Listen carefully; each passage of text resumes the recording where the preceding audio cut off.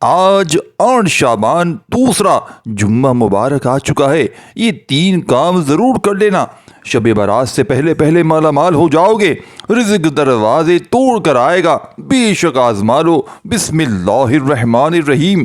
آج 8 شعبان دوسرے جمعۃ المبارک کے دن جس گھر میں یہ 3 کام کر لیے جائیں گے، اس گھر کا بچہ شب برات سے پہلے پہلے ارب پتی بن جائے گا۔ آج جس گھر میں یہ 3 کام کر لیے جائیں گے، اس گھر سے غربت کا، تنگ دستی کا ہمیشہ ہمیشہ کے لیے خاتمہ ہو جائے گا۔ اس گھر سے تمام پریشانیاں اور تمام تنگ دستیاں دور ہو جائیں گی اور تمام حاجات پوری ہو جائیں گی۔ ماہ شعبان حضرت محمد صلی اللہ علیہ وآلہ وسلم کا مہینہ ہے۔ ماہ شعبان اسلامی سال کا 8واں مہینہ ہے، اور ماہ شعبان کے دوسرے جمعے کے دن جو شخص یہ 3 کام کر لیتا ہے، 3 چھوٹے چھوٹے اعمال پڑھ لیتا ہے، وہ اللہ کے خزانوں سے جھولیاں بھر لیتا ہے۔ ایک وقت وہ ہوتا ہے جب انسان اپنی مشکل وقت میں، پریشانی میں، تنگ دستی میں، مجبوری میں، بیماری میں مقروض ہو کر اللہ کے سامنے ہاتھ پھیلاتا ہے، اللہ کے سامنے روتا ہے، گڑ گڑاتا ہے کہ کسی طرح میری حاجات پوری ہو جائیں۔ لیکن شعبان کا وہ مبارک مہینہ آ چکا ہے جس میں ہر حاجت پوری ہو جاتی ہے، کیونکہ شعبان رب کے حبیب کا مہینہ ہے۔ اس مہینے کے دوسرے جمعے کے دن یہ 3 کام ضرور کر لینا، یہ بہت ضروری ہے۔ یہ نہ ہو کہ رب کے حبیب کے مہینے میں ہماری غلطی، کوتاہی، گناہوں کی پکڑ کی وجہ سے ان قبولیت کی گھڑیوں سے ہم محروم ہو جائیں، اور وہ لوگ جو بے بس ہو چکے ہیں، مجبور ہو چکے ہیں، وظیفے پڑھ پڑھ کر تھک چکے ہیں، در در کی ٹھوکروں سے تنگ آ چکے ہیں، لوگوں کے تانے سن سن کر تھک چکے ہیں، بہن بھائی رشتہ دار آپ کی غربت کا تماشا بناتے ہیں، آج یہ 3 کام کر لو۔ اسی مہینے اللہ کریم آپ کی نسلوں کو آباد کر دے گا، کیونکہ یہ موقع سال میں صرف ایک بار ملتا ہے۔ اگر آپ نے اس موقع کو ضائع کر دیا تو پھر اگلے سال شعبان کے اس مجرب ترین عمل کا، اس جمعے کا انتظار کرنا پڑے گا کہ کب 8 شعبان آئے اور ہم اللہ کریم سے یہ وظیفہ پڑھ کر مانگیں۔ آج اس عمل کو کرنا اتنا ضروری ہے جیسے جینے کے لیے کھانا ضروری ہے۔ یہ وظیفہ ان لوگوں کے لیے ہے جو چاہتے ہیں ایک نئی زندگی کا آغاز ہو جائے، ایک ایسی زندگی جس میں نہ کبھی کسی کے سامنے جھکنا پڑے، نہ کبھی کسی سے مانگنا پڑے، نہ در در کی ٹھوکریں کھانی پڑے۔ اللہ آپ کی ہر حاجت سے نوازے، اللہ آپ کو خود مختار بنائے، آپ کا کاروبار ہو، آپ کو کبھی کسی کا محتاج نہ ہونا پڑے۔ تو شعبان کا مہینہ شروع خوشیاں اور کامیابیاں لے کر آ گیا ہے۔ 8 شعبان دوسرے جمعے کا یہ وظیفہ کرنے کے بعد دنیا آپ کی کامیابی کا تماشا دیکھے گی۔ اللہ والے فرماتے ہیں یہ وظیفہ اتنا کامل ہے، اتنا مجرب ہے کہ یہ وظیفہ پڑھنے والا خود حیران ہو جاتا ہے۔ وہ یہ کہنے پر مجبور ہو جاتا ہے کہ کاش میں نے یہ وظیفہ پہلے پڑھا ہوتا تو آج در در کی ٹھوکریں نہ کھانی پڑتی، آج لوگوں کے تانے نہ سننے پڑتے۔ خدارا ابھی بھی وقت ہے، آج جس کو جب جہاں جیسے وقت ملتا ہے یہ عمل کرنے کی دیر ہے، اس عمل کی مکمل اجازت ہے۔ جو بندہ بھی آج کے دن یہ وظیفہ پڑھ لیتا ہے وہ رب العزت کے قریب ہو جاتا ہے، اللہ اسے کامیابیاں عطا کرتا ہے، اس کے راستوں کی تمام رکاوٹوں کو ہٹا دیتا ہے، معاملات کو بہتر نہیں بہترین کر دیا جاتا ہے۔ آج 8 شعبان دوسرے جمعے کے دن یہ وظیفہ بتائے گئے طریقے سے جو بھی بندہ پڑھے گا، رب کریم پورے سال کی رحمت و برکتوں سے مالا مال کر دے گا۔ یہ وظیفہ اتنا خاص ہے کہ اگر کوئی بندہ صرف ایک بار پڑھتا ہے تو پورے سال کی کامیابیاں اس کے مقدر میں اس کے قدم چومتی ہیں۔ پورے سال کا رزق اور دولت صرف ایک دن کا یہ وظیفہ پڑھتے ہی مل جاتا ہے۔ اگر آپ اپنی زندگی سے مشکلات کو، پریشانیوں کو نکال کر ایک نئی زندگی کا آغاز کرنا چاہتے ہیں، ایک ایسی زندگی جس میں ہر قدم پر کامیابیاں ہوں، کامیابیاں مقدر ہو جائیں، جس میں نہ رزق کی تنگی ہو، نہ بیماریاں ہو، نہ پریشانیاں ہو، نہ کبھی کسی کے سامنے جھکنا پڑے، تو آج یہ وظیفہ پڑھ لینا۔ اگر میرا بس چلتا میں آپ میں سے ہر ایک کو بازو سے پکڑ کر مصلے پر بٹھاتا اور کہتا کہ آج 8 شعبان جمعے کا یہ وظیفہ، یہ برکت والا وظیفہ، عظمت والا دن ہے، قبولیت والی گھڑیاں ہے، یہ موقع ہاتھ سے جانے مت دینا۔ اگر آپ نے اس موقع کو لاپرواہی میں گزار دیا، دنیا کے کاموں میں مصروف رہ کر گزار دیا، تو پورے سال کا پچھتاوا مقدر ہو جائے گا۔ اور اگر چند منٹ نکال کر آپ نے یہ وظیفہ پڑھ لیا تو رب کریم پورے سال کے نصیب کو چمکا دے گا، پورے سال کی خوشیاں آپ کی جھولی میں ڈال دے گا۔ بڑا بدبخت ہے، بڑا بدقسمت وہ بندہ جو آج چند منٹ نکال کر یہ خاص وظیفہ نہ پڑھے۔ آج آپ کو جو بھی کام ہے، آپ جو بھی کرنا چاہتے ہیں، آپ اپنی مرضی سے کر سکتے ہیں، لیکن آج کے دن کا یہ وظیفہ میں آپ کو جو بتانے جا رہا ہوں، چند منٹ نکال کر آپ نے یہ وظیفہ لازمی پڑھ لینا ہے۔ اور یہ آج کا مجرب اور مستند عمل ہے، یہ آج کے دن کا ایسا نایاب عمل ہے کہ ہر کوئی سینے کے راز نہیں بتاتا۔ آج نصیب اور تقدیر لکھوانے کا وقت آ چکا ہے۔ یہ وقت ہاتھوں سے نکل گیا تو پورے سال کا پچھتاوا مقدر ہو جائے گا۔ آج جس کو جب جہاں جیسے وقت ملتا ہے چند منٹ نکال کر یہ وظیفہ پڑھ لیجئے گا۔ چند منٹ ساتھیو بھائی بہنوں، پتہ نہیں پھر اگلے سال یہ موقع ملے نہ ملے۔ اللہ پاک نے آج کی وہ قبولیت کی گھڑیاں ہمیں عطا فرمائی ہیں۔ آپ نے آج بتائے گئے طریقے ترتیب سے یہ وظیفہ پڑھنا ہے۔ ایک ایک نقطہ، ایک ایک بات سمجھانے کی پوری کوشش کروں گا۔ اس کی وجہ یہ ہے کہ آج 8 شعبان دوسرے جمعے کا دن ہے۔ آج تقدیر لکھوانے کا وقت ہے۔ اگر آپ نے شعبان کے مہینے کی شروعات ہی میں اچھے اعمال کیے، اللہ رب العزت کو راضی کیا، تو پورا مہینہ ہی اچھا گزرے گا۔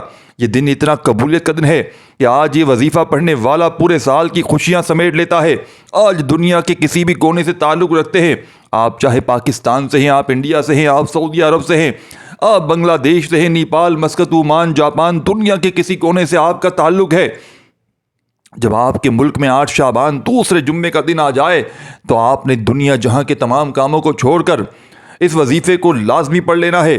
آپ نے اس وظیفے کو کسی صورت نہیں چھوڑنا۔ آپ چاہے صبح نماز فجر کے بعد پڑھ لیں، نماز ظہر کے بعد پڑھ لیں، چاہے نماز عصر، مغرب، عشاء کی نماز کے بعد پڑھ لیں، آپ یہ وظیفہ پڑھ سکتے ہیں۔ نہ وقت کی کوئی پابندی ہے، نہ کوئی جگہ کی قید ہے۔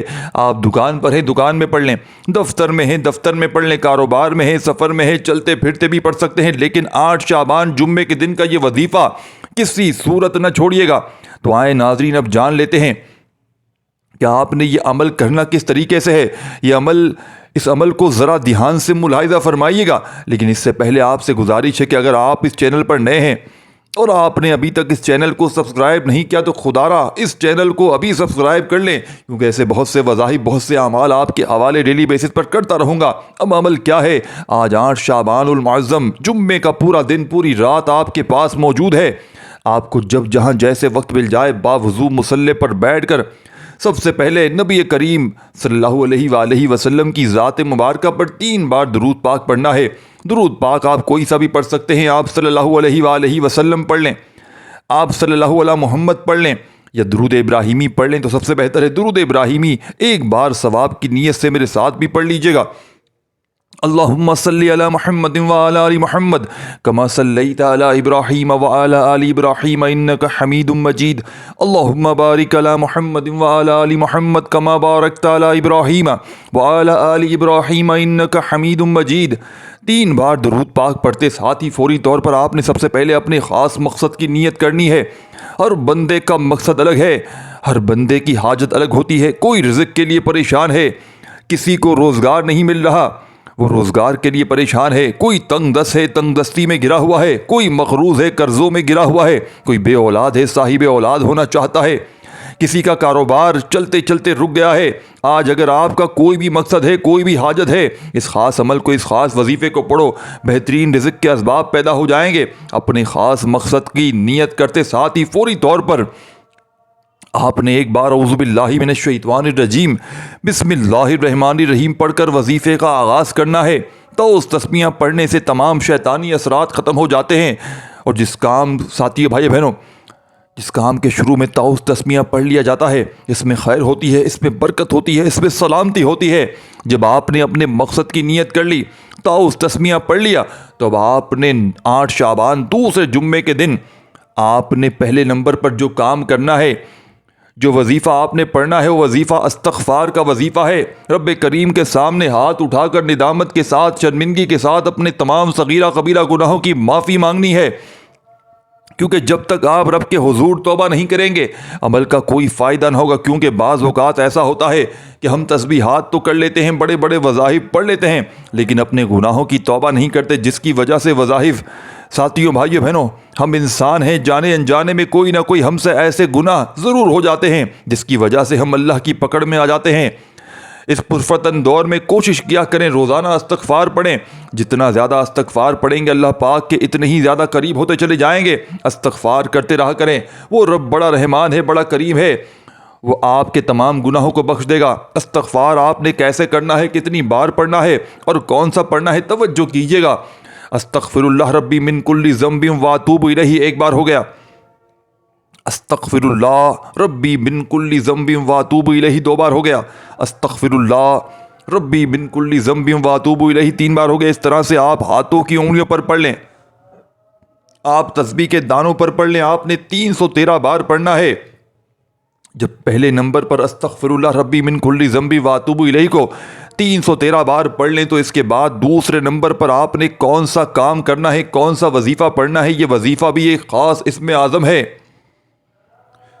جو رب کریم کی ایک ایسی صفت ہے کہ جس کو پڑھتے ساتھ ہی بند راستے کھل جاتے ہیں، بگڑے کام سنور جاتے ہیں، مشکلات ہٹ جاتی ہیں، پریشانیاں دور ہو جاتی ہیں، بندشیں ٹوٹ جاتی ہیں۔ آپ نے یا مسبب الاسباب کو پڑھنا ہے۔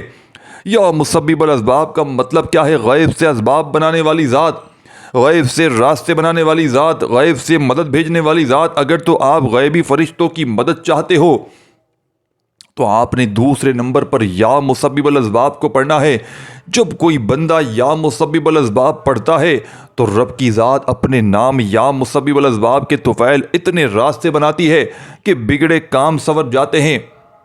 پھر آپ جس طرف قدم بڑھاتے ہیں کامیابی مقدر ہوتی چلی جاتی ہے۔ آپ جس چیز میں ہاتھ ڈالتے ہیں وہ سونا ہو جاتی ہے۔ وہ جو ساری عمر نہ مل سکا، آج یا مسبب الاسباب پڑھتے ساتھ ہی آج تک تو آپ نے صرف سنا ہوگا کہ رب کی ذات جب دیتی ہے تو چھپڑ پھاڑ کر دیتی ہے۔ اگر آپ کو کسی مقصد میں کامیابی نہیں مل رہی تو آپ اپنی تمام پریشانیاں، تمام مشکلات پریشانیوں سے نکلنے کے لیے یا مسبب الاسباب کو پڑھ کر دیکھیے گا۔ آپ نے یا مسبب الاسباب کو کیسے پڑھنا ہے اور کتنی بار پڑھنا ہے، توجہ کیجیے گا۔ یا مسبب الاسباب ایک بار ہو گیا، یا مسبب الاسباب 2 بار ہو گیا، یا مسبب الاسباب 3 بار ہو گیا۔ اس طرح سے آپ یا مسبب الاسباب کو اپنے دائیں ہاتھ کی انگلیوں پر پڑھ لیں یا تسبیح کے دانوں پر پڑھ لیں۔ آپ نے صرف 11 بار پڑھنا ہے۔ توجہ سے پڑھیے گا، دھیان سے پڑھیے گا، سکون سے بیٹھ کر پڑھیے گا، ادھر ادھر نظریں مت گھمائیے گا۔ آپ کی نظریں، پورا دھیان، آپ کی توجہ وظیفے کی طرف مرکوز ہونی چاہیے۔ جب آپ 11 بار یا مسبب الاسباب پڑھ لیں تو اس کے بعد فوری طور پر تیسرے نمبر پر جو کام آپ نے کرنا ہے، جو وظیفہ آپ نے پڑھنا ہے، وظیفہ سورہ کوثر کا وظیفہ ہے۔ آپ نے سورہ کوثر کو اس محبت کے ساتھ پڑھنا ہے، اس یقین کے ساتھ پڑھنا ہے کہ جب جب آپ کی زبان سے سورہ کوثر نکل رہی ہو، آپ روتے ہوئے، تڑپتے ہوئے، سسکتے ہوئے رب کریم سے مانگتے چلے جائیں۔ ثواب کی نیت سے سورہ کوثر کی تلاوت سماعت فرما لیں۔ اعوذ باللہ من الشیطان الرجیم، بسم اللہ الرحمن الرحیم۔ انا اعطیناک الکوثر فصل لربک وانحر ان شانیک هو الابتر۔ آپ نے سورہ کوثر کو صرف 7 بار پڑھنا ہے اور فرشتے آسمان سے زمین پر رحمت برکت لے کر آ جائیں گے۔ اگر کوئی بندہ کہتا ہے کہ میری دعائیں قبول نہیں ہوتی، میری حاجات پوری نہیں ہوتی، مجھے وظیفوں کا فائدہ نہیں ہوتا، تو آج صرف 7 بار سورہ کوثر کو پڑھ کر دیکھ لو، اس وظیفے کو ایک بار پڑھ کر دیکھ لو اور پھر مجھے بتانا فائدہ ملا یا نہیں ملا۔ اگر آپ ان خاص اعمال کو پڑھتے وقت اگر کوئی خاص حاجات کی لے کر بیٹھو گے تو اللہ رب العزت آپ کی ساتھ ناممکن حاجات کو ممکن بنانے پر قادر ہے۔ جب آپ یہ 3 کام کر لیں، یہ تینوں اعمال بتائے گئے طریقے ترتیب سے پڑھ لیں تو فوری طور پر آپ نے 3 بار درود شریف لازمی پڑھنا ہے جو آپ نے عمل کے شروع میں پڑھا تھا۔ اب آپ کا عمل مکمل ہو گیا ہے۔ اب آپ نے آخر میں جو دعا مانگنی ہے وہ دعا صحیح طریقے سے مانگنی ہے۔ آپ دعا مانگنے کے انداز جلد بازی کر جاتے ہیں، جلد بازی کرنے کا نقصان ہمیں ہی ملتا ہے۔ کوشش کیا کریں، جلد بازی نہ کیا کریں، اور دعا کا جو طریقہ میں بتانے جا رہا ہوں اسی طریقے سے دعا کریں۔ آپ نے دعا اس طریقے سے کرنی ہے کہ اے میرے مولا، اے میرے ان تمام گناہوں کو معاف فرما دے جو میری ان دعاؤں کی قبولیت کے درمیان آ جاتے ہیں۔ اے میرے مولا، میرے ان تمام گناہوں کو معاف فرما دے جس کی وجہ سے میں نماز نہیں پڑھ پاتا۔ اس طریقے سے دعا کریں کہ گویا اللہ پاک آپ سے باتیں کر رہے ہیں یا پھر آپ اللہ پاک کو دیکھ رہے ہیں۔ دعا ہمیشہ لمبی کیا کریں، اپنے دکھ درد تکالیف پریشانیاں اپنے رب کو بتا دیں۔ ضروری نہیں کہ ہاتھ اٹھا کر دعا کریں، سجدے میں چلے جائیں، سجدے میں جا کر دعا کریں، دیکھیں کتنی جلدی آپ کا کام بن جاتا ہے۔ وہ رب تو دینے کو تیار بیٹھا ہے، وہ رب تو چاہتا ہے کہ اے انسان میرے گھر میں آ، میرے گھر میں آ کر عبادت کر، توبہ استغفار کر، پھر تو مانگے گا وہ تجھے دوں گا۔ لیکن شرط یہ ہے دوستوں کہ میرے پاس آنا پڑے گا، مجھے منانا پڑے گا، پھر تو میں جو مانگے گا میں تجھے عطا کروں گا۔ دعا ہے کہ رب کریم رب کعبہ میرا سنانا آپ کا سننا اپنی پاک و بلند بارگاہ میں قبول و منظور فرمائے، جو مانگا مقدر فرمائے، جو نہیں مانگ سکے بن مانگے عطا فرمائے۔ ناظرین، اپنے رزق میں برکت وسعت اور کشادگی کے لیے اللہ تعالیٰ کے 99 ناموں میں سے کوئی ایک نام کمنٹس میں ضرور لکھیے گا۔ جزاک اللہ خیر، اللہ تعالیٰ ہم سب کا حامی و ناظر ہو۔ السلام علیکم ورحمۃ اللہ وبرکاتہ۔